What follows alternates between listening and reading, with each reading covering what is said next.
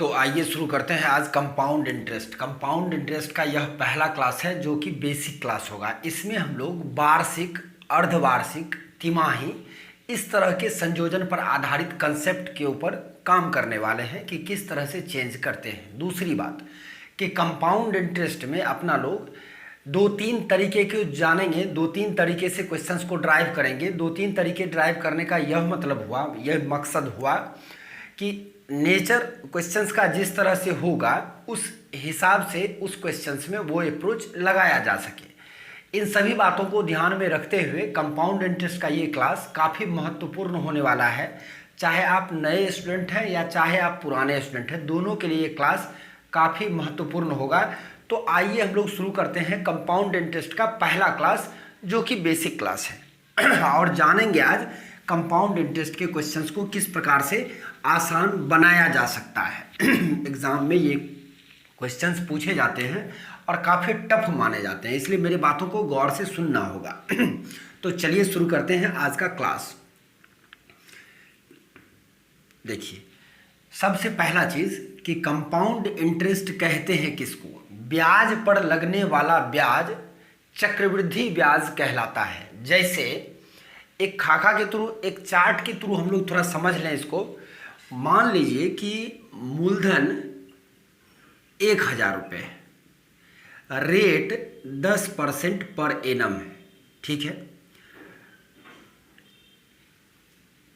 अब कह दिया जाए कि सिंपल इंटरेस्ट और कंपाउंड इंटरेस्ट। तो सबसे पहला सिंपल इंटरेस्ट। जब आप सिंपल इंटरेस्ट को समझ लेंगे तो कंपाउंड समझ पाएंगे आसानी से आप। तो फर्स्ट ईयर, सेकेंड ईयर और थर्ड ईयर एकदम मेरी बातों को गौर से समझेंगे। यहाँ से बहुत सारे क्वेश्चंस आपके ड्राइव हो जाएंगे एक ही चार्ट से। थोड़ा सा गौर से सुनिएगा मेरी बात को। और कंपाउंड इंटरेस्ट तो होता क्या है कि अगर 10% प्रति वर्ष रहेगा तो सिंपल इंटरेस्ट हर एक वर्ष 10% मिलेगा। मतलब यहाँ भी 10% मिलेगा, यहाँ भी 10% मिलेगा और यहाँ भी 10% मिलेगा। लेकिन किसका? तो कहा यहाँ भी मूलधन 1000 रहेगा, उसी का 10% मिलेगा। यहाँ भी मूलधन 1000 ही रहेगा, उसी का 10% मिलेगा। और यहाँ भी मूलधन 1000 रहेगा, उसी का 10% मिलेगा। मूलधन हमेशा सिंपल इंटरेस्ट में कांस्टेंट रहता है। यहाँ से ढेर सारे क्वेश्चंस को ब्रेक किया जा सकता है, इसलिए आसानी से पहले आप इन चार्ट को समझ लेंगे। और आपका भी कंसेप्ट, अगर मान लीजिए आप कंपाउंड इंटरेस्ट पढ़े होंगे तो कुछ कंसेप्ट आपका भी आज यहाँ क्लियर हो जाएगा। तो यहाँ भी जो इंटरेस्ट होगा वो 100 रुपया होगा, यहाँ भी जो इंटरेस्ट होगा वो 100 रुपया होगा और यहाँ भी जो इंटरेस्ट होगा वो 100 रुपया होगा। कहने का मतलब है कि सिंपल इंटरेस्ट इसी को बोलते हैं कि एक मूलधन हमेशा कांस्टेंट रहता है और हर एक वर्ष बराबर ब्याज मिलता है। समझ पा रहे होंगे मेरी बात को? Compound interest. अब कंपाउंड इंटरेस्ट जैसे ही आएगा तो सबसे पहले आ जाएगा कि कंपाउंड होगा, मतलब जुड़ेगा ब्याज। ब्याज का जुड़ना कितने समय के बाद होगा? तो कहता है कि ब्याज वार्षिक संयोजित होगी। अभी देखिए, ब्याज वार्षिक संयोजित होगी। अगर इसके स्थान पे अर्धवार्षिक संयोजन भी कहा जा सकता है तो फेस चेंज हो जाएगा। तो अभी हम लोग बात कर रहे हैं सिंपल सा कि डिफरेंस क्या होता है। तो ब्याज वार्षिक संयोजित होती है। अगर देख लें तो मूलधन 10,000 का, मतलब 1000 का 10%, यहाँ मूलधन कितना रहेगा?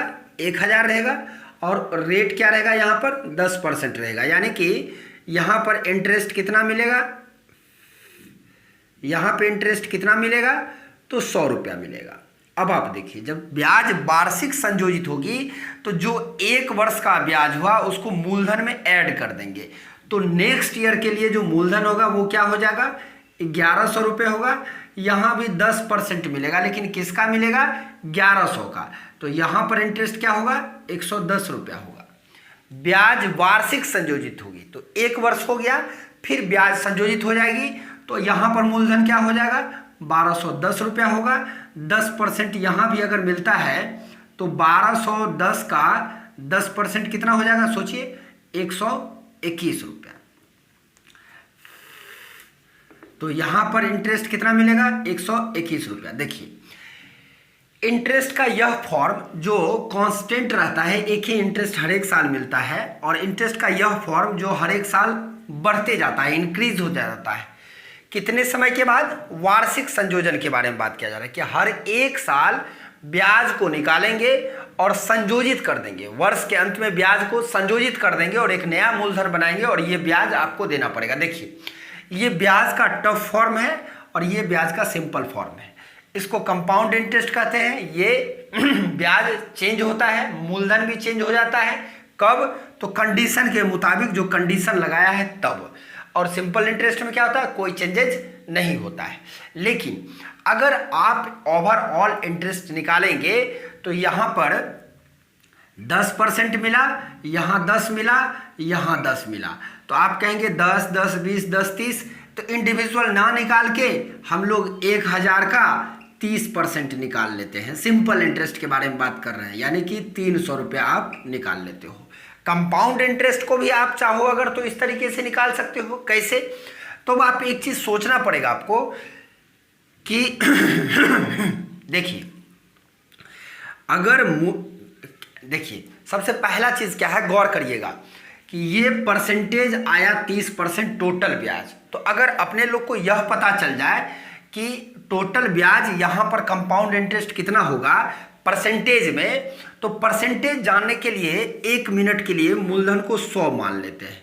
तो यहाँ पर मूलधन 110 हो जाएगा, यहाँ पे मूलधन 121 हो जाएगा। यहाँ पे इंटरेस्ट 100 का 10% यानी 10% होगा, यहाँ पर मूलधन 110 का 10% यानी 11% होगा, और यहाँ पर 121 का 10% यानी 12.1% होगा। समझ पाए होंगे मेरी बात को। तो यहाँ टोटल इंटरेस्ट हो जाएगा 10, 11, 21, 12, 33.1%।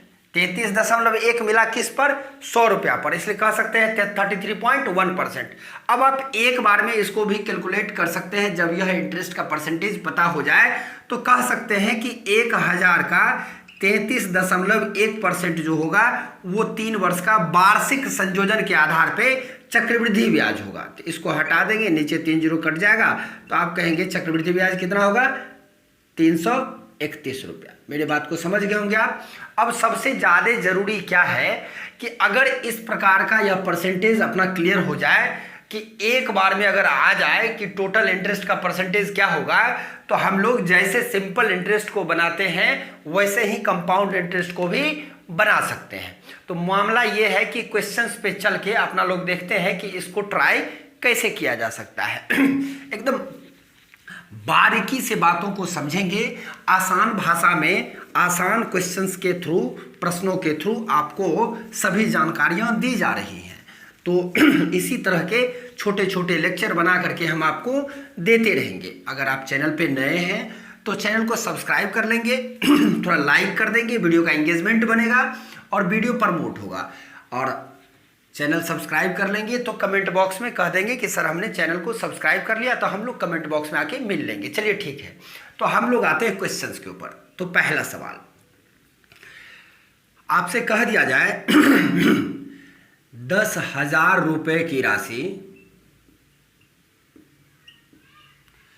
5% वार्षिक दर से 2 वर्षों के बाद कितने रुपए हो जाएंगे यदि ब्याज का संयोजन वार्षिक होता हो। ब्याज का संयोजन क्या होता हो, वार्षिक होता हो। अब आप देखिए 2 वर्ष के बारे में बात किया जा रहा है, टोटल टाइम 2 वर्ष। तो कह सकते हैं कि मूलधन 10,000 रुपया है, rate of interest 5% per annum है, टाइम 2 वर्ष का है। अब देखिए तो 2 वर्षों के बाद कितने रुपए हो जाएंगे, मतलब 10,000 रुपए की राशि 5% वार्षिक दर से 2 वर्षों के बाद कितने रुपए हो जाएंगे। इट मीन्स कि अमाउंट पूछा जा रहा है, लेकिन ब्याज का संयोजन वार्षिक रूप से हो रहा है, इसका मतलब यह चक्रवृद्धि ब्याज है। समझ पा रहे होंगे मेरी बात को। अब सीआई कैसे निकालेंगे? तो मूलधन तो अपने आप में 100% होता है, मूलधन 100% होगा और ब्याज का परसेंटेज क्या होगा? तो 5 गुना 2 10। सिंपल इंटरेस्ट में भी इतना करते थे, कंपाउंड इंटरेस्ट के लिए 5 का स्क्वायर कर देंगे तो 25, 2 अंक के बाद दशमलव लगा देंगे तो 10.25% आपको इंटरेस्ट मिलेगा। तो इंटरेस्ट का परसेंटेज हो गया कितना? 10.25%। अगर आप सिंपल इंटरेस्ट नहीं देखे हैं तो सिंपल इंटरेस्ट का पहला क्लास बेसिक क्लास 1 जा करके देख लेंगे तो आपके लिए ज़्यादा फायदा कारक होगा अगर आप नए होंगे तो।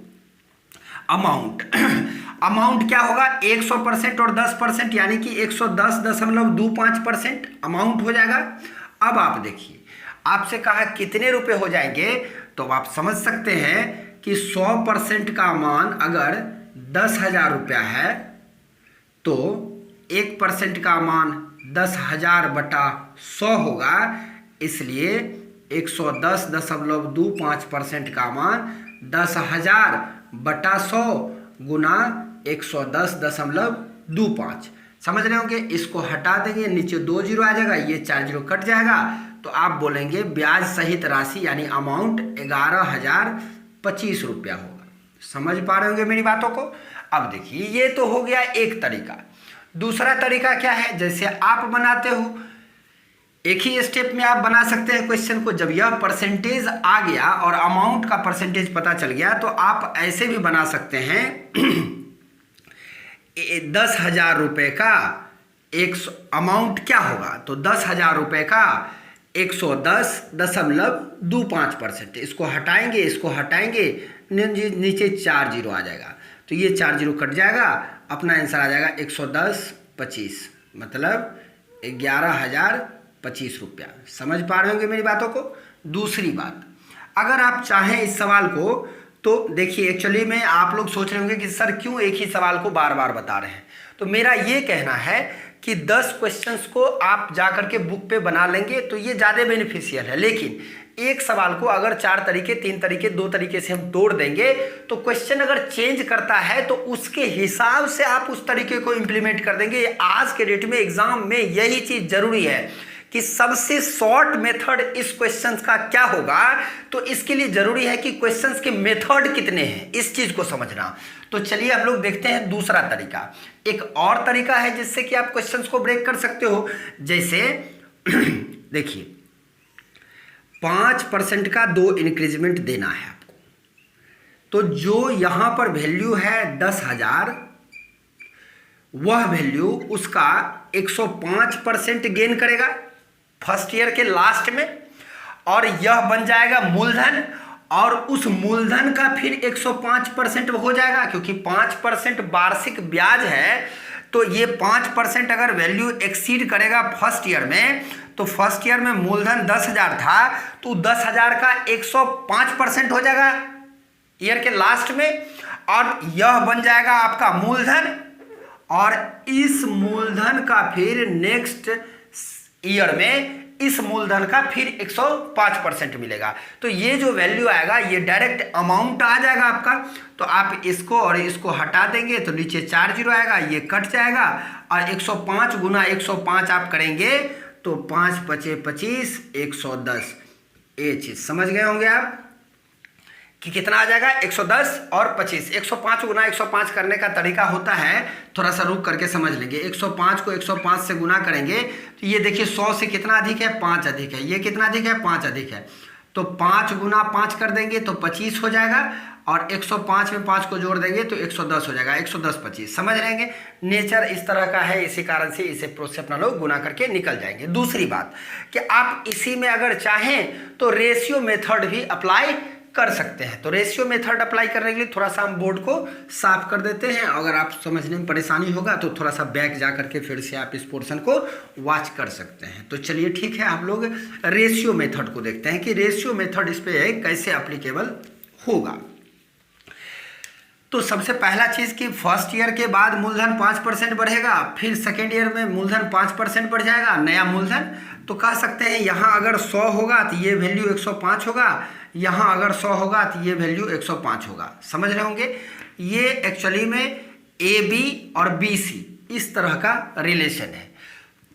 तो ये 20 और 23 21 का रिलेशन है, ये भी 20 और 21 का रिलेशन है। तो कहेंगे यहाँ पर वैल्यू 400 है, 20 गुना 21 मतलब कितना 420, और यहाँ पर 21 गुना 21 कितना 441। अब आप एक चीज़ देखिए कि अगर आप यह देखिए, गौर करिए इसमें, तो यहाँ पर जो P था फर्स्ट ईयर में, जो P था वो लास्ट ईयर में अमाउंट बन गया, यानी कि 400 यूनिट का मान दिया हुआ है कितना 10,000 रुपया। तो 441 यूनिट का मान कितना होगा, तो 1 यूनिट का मान हो जाएगा, 2 जीरो कट जाएगा, 100/4 यानी कि 25। इसलिए 441 यूनिट का मान 441 गुना 25, समझ रहे होंगे, 25 से कम 25, 2 25 चौका 100 102, 10 25 चौका 110 110। समझ रहे होंगे मेरी बातों को। तो मेरा ये कहना है कि आप जो अभी 3 तरीका देखे वो किस तरह से यूज करना है, आइए हम लोग सवाल के थ्रू समझते हैं। काफ़ी बारीकी से बातों को समझाया जाएगा दोस्त, एकदम लेक्चर पे बने रहना है। इसी तरह से छोटे छोटे वीडियो आपको मिलते रहेंगे और कंप्लीट मैथमेटिक्स आपको दे दी जाएगी। आप चैनल पे बने रहेंगे। अगर आप चैनल पे नए हैं तो अगर आप चैनल पे नए हैं तो उसको लाइक सब्सक्राइब कर देंगे, यहाँ पे मेरी बातों को सुनेंगे। तो चलिए क्वेश्चन पे चलते हैं। तो सवाल कहता है कि 10,000 रुपये की राशि 5% अर्धवार्षिक दर से 4 वर्षों के बाद कितने रुपए हो जाएंगे यदि ब्याज वार्षिक संयोजित हो। अब देखिए ये सवाल चेंज है। आप जो सोचेंगे कि इतना आसानी से बन जाएगा, अब नहीं बनेगा। कंसेप्ट पे पकड़ होगा तभी ये क्वेश्चन बन पाएगा। देखिए रेट जो है आपका वो 5% अर्धवार्षिक है।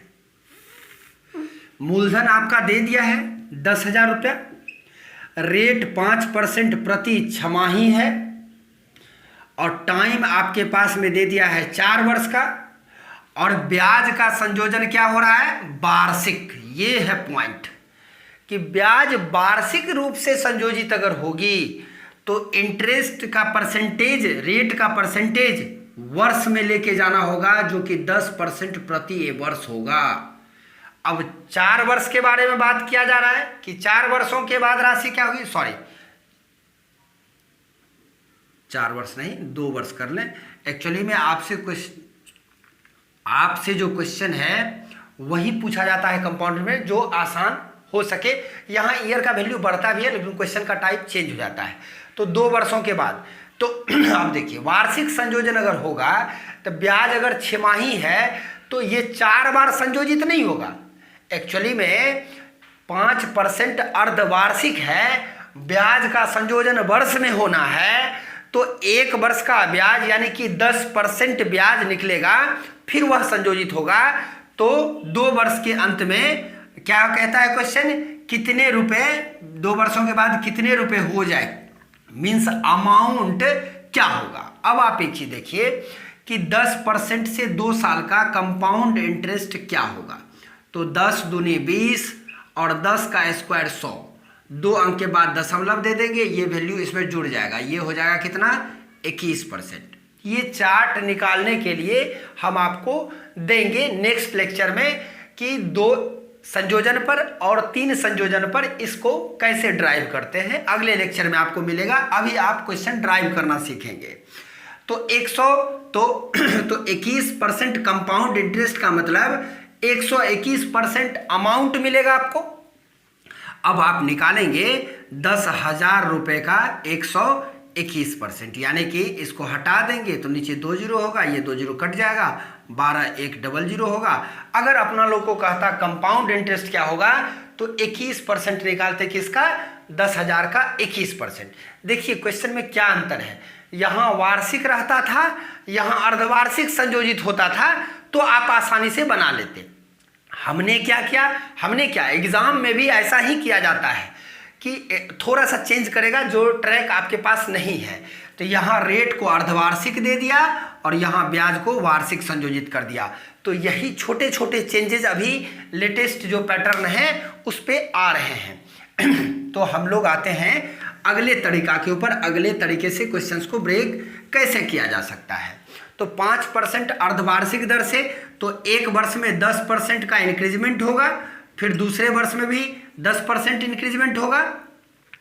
तो 10,000 रुपया है, उसका 110% नेक्स्ट ईयर होगा और फिर उसका 110% नेक्स्ट ईयर होगा। तो इसको आप हटा देंगे, इसको हटा देंगे, नीचे 4 जीरो आ जाएगा आपका, इसको कैंसिल आउट कर लेंगे। 11 का स्क्वायर 121 होता है और 00 लगा लेंगे, ये वैल्यू अमाउंट होगा।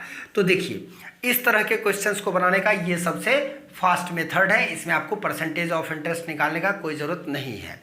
तो समझ पा रहे होंगे मेरी बातों को। आइए नेक्स्ट क्वेश्चंस के ऊपर चलते हैं, अगला सवाल क्या कहता है।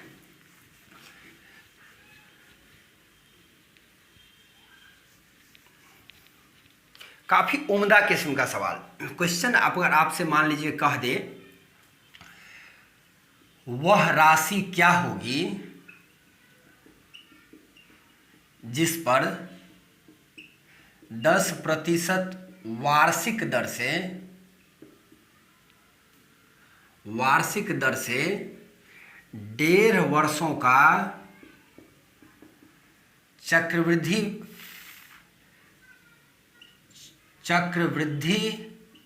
ब्याज 3152 रुपया 50 पैसा होगा, जब कि ब्याज का संयोजन अर्धवार्षिक हो। अब देखिए ये क्वेश्चन आपसे बन जाना चाहिए क्योंकि आसान सवाल है, लेकिन मेरा कहना है कि इस तरह के क्वेश्चंस के ऊपर थोड़ा सा आप गौर करके देखिए कि आखिर अटेम्प्ट लेने का तरीका सही, राइट वे, इसका राइट अप्रोच इसका क्या होगा। तो ब्याज का संयोजन अर्धवार्षिक हो, मूलधन अपने लोगों को दे दिया गया है, नहीं दिया है पूछा जा रहा है, रेट ऑफ इंटरेस्ट का रहा है 10% पर एनम है, टाइम अपने पास में 1.5 वर्ष का है। अब आप देखिए ब्याज का संयोजन क्या हो रहा है, अर्धवार्षिक। तो आधे वर्ष में मतलब 6 महीना में अगर ब्याज का संयोजन होगा तो 1.5 वर्ष में कितना संयोजन होगा, 3 संयोजन होगा, 3 संयोजन होगा। अब आप एक चीज देखिए, रेट क्या हो जाएगा, अर्धवार्षिक, चूंकि अर्धवार्षिक संयोजन आपसे बोला जा रहा है तो जो रेट होगा वो 10% पर एनम है। अर्धवार्षिक था तो वार्षिक करने के लिए 2 से गुना किए थे। अब आप देखिए वार्षिक में है, अर्धवार्षिक करना है, वर्ष का आधा करना है, तो रेट को आधा कर लीजिएगा। आधा साल में रेट क्या होगा, 5% प्रति अर्धवार्षिक को ही छमाही बोला जाता है। और 1.5 वर्ष का मतलब हो गया टाइम, कितना छमाही होगा, तो रेट यहाँ पर छमाही है तो 1.5 वर्ष में कितना छमाही, तो गुना 2। क्यों करते हैं गुना 2, क्योंकि एक वर्ष में 2 छमाही होता है, इसलिए जितना वर्ष होगा उतना गुना 2 होगा। तो 5% 3 छमाही पर कंपाउंड इंटरेस्ट का परसेंटेज क्या होगा, ये है मैटर। ये अगर आप समझ गए तो मामला आपका सॉल्व हो जाएगा। देखिए तो 5% से 3 साल का कंपाउंड, तो 5 तिया 15, 5 का क्यूब 125, तो 25 लिख देंगे, 1 बच जाएगा, 15 पचे 75, 1 76, इतना परसेंट होगा। समझ रहे होंगे मेरी बात को। 15.7625%। घबराएंगे नहीं आप ये नहीं सोचेंगे कि सर हमने ये, एक मिनट दोस्त थोड़ा हम देख लेते हैं, शायद स्क्रीन गड़बड़ा गया है। ठीक है, टाइम बहुत हो गया, 25 मिनट हो गया दोस्त। चलिए कोई बात नहीं, क्वेश्चन है 15.7625% होगा। अब अगर मान लीजिए कि आपको निकालना है ब्याज, चक्रवृद्धि ब्याज दिया हुआ है, कंपाउंड इंटरेस्ट आपको दे दिया गया है कितना 3152.50, तो कहेंगे मूलधन जो भी होगा वह अपने आप में 100% होगा। अटेम्प्ट लेने का तरीका तो कहेंगे 15.7625% का मान है 3152.50, तो 1% का मान होगा 3152.5 बटा 15.7625 इंटू 100। समझ रहे होंगे मेरी बात को। चलिए जीरो है, जीरो लगा लेते हैं और इसको हटा देंगे। हाँ, तो एक्चुअली 1% का मान इतना बटा इतना, इसलिए 100% का मान तो इंटू 100। इसको हटा देंगे तो नीचे 100 आ जाएगा और इसको हटा देंगे तो ऊपर में कितना जीरो आ जाएगा, 4 जीरो आ जाएगा। तो 2 जीरो और 2 जीरो और। अब देखिए, आप चाहें तो डायरेक्ट कैलकुलेशन कर सकते हैं, कोई परेशानी नहीं है। तो 15 76 25 और 31 52 50, इसका 15 दूनी 30। तो देखिए इस तरह के क्वेश्चंस पूछे जाएंगे आपसे कि कंपाउंड इंटरेस्ट में क्या आसानी से कट जाए, और दशमलव के 2 अंक तक ही रिजल्ट निकलता है, चूंकि पैसा तो दशमलव के 2 अंक तक ही रहता है। तो नंबर का नेचर ऐसा रहेगा कि आसानी से कट जाएगा, ये 2 बार में कट जाएगा। आप ट्राई करके देख लेना दोस्त। 15 76 25 को दोगुना कर देंगे तो 31 52 50, ये 15 दूनी 30 हमको दिख रहा था तो हमने कैलकुलेट कर लिया। तो 2 पर 4 जीरो, यानी कि मूलधन क्या हो जाएगा, 2 पर 4 जीरो, तो कह सकते हैं कि वह राशि 20,000 रुपये होगी। अब एक चीज़ को दोस्त समझना, कंपाउंड इंटरेस्ट में बहुत सारे क्वेश्चंस हैं, बहुत सारे लेवल हैं, हर एक टाइप के क्वेश्चंस आ रहे हैं। तो मेरा कहना है कि लेक्चर काफ़ी भारी हो जाएगा, इसलिए हम लोगों ने धीरे धीरे करके कंसेप्ट के ऊपर चलने का प्रयास किया है। लेक्चर में कंटिन्यू आप बने रहेंगे, छोटे छोटे वीडियो बना करके आपको दिए जाएंगे, कंप्लीट मैथमेटिक्स आपको पढ़ाई जाएगी, आप इसके ऊपर गौर करके देखना दोस्त। अभी का लेक्चर यहीं पे खत्म करते हैं, मिलते हैं कंपाउंड इंटरेस्ट के नेक्स्ट लेक्चर में। तब तक आपका दिन शुभ मंगलमय हो।